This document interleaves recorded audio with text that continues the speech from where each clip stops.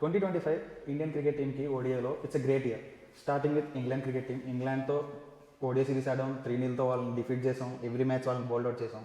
And also champions ట్రోఫీలో అన్ని matches win అయ్యాం, డామినేట్ చేసాం. లీగ్ స్టేజ్కి వస్తే విరాట్ కోహ్లీ, శ్రేయస్ అయ్యర్ మొత్తం పర్ఫామ్ చేశారు.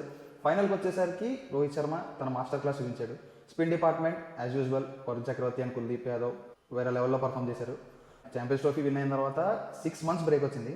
ఈ 6 monthsలో మన ఇండియన్ క్రికెట్ టీంలో చాలా చేంజెస్ వచ్చాయి. For example Virat Kohli and Rohit Sharma test క్రికెట్కి రిటైర్మెంట్ ఇచ్చేశారు. ఓడిఐ క్యాప్టెన్సీ ఏమో రోహిత్ శర్మ నుంచి శుభ్మన్ గిల్కి పాస్ అయింది. అప్పుడు స్టార్ట్ అయ్యే రూమర్స్ టెస్ట్ అండ్ T20తో పాటు ఓడిఐ కూడా వాళ్ళిద్దరు రిటైర్మెంట్ ఇచ్చేస్తారని. దాని తర్వాత వచ్చింది ఆస్ట్రేలియన్ సిరీస్. ఆ సిరీస్కి రోహిత్ శర్మ అండ్ విరాట్ కోహ్లీ సెలెక్ట్ అయ్యారు. ఫస్ట్ 2 matches ఇండియా పెద్దగా పర్ఫామ్ చేయలేదు, although Rohit Sharma perform. Third match వచ్చేసరికి it's an eye feast for every Indian cricket team fan. Rohit Sharma and Virat Kohli after so many years ఒక మ్యాచ్ విన్నింగ్ 150 పార్ట్నర్షిప్ చేశారు. ఆల్మోస్ట్ రూమర్స్ అన్నిటికి ఒక ఫుల్ స్టాప్ పెట్టేశారు. దాని తర్వాత మళ్ళీ బ్రేక్, మళ్ళీ రూమర్ స్టార్ట్ అయ్యి మళ్ళీ వాళ్ళ టీంలో ఉంటారా లేదా అని. అప్పుడు వచ్చింది south Africa series. Virat Kohli next level innings ఆడాడు, ప్రతి మ్యాచ్ పర్ఫామ్ చేశాడు.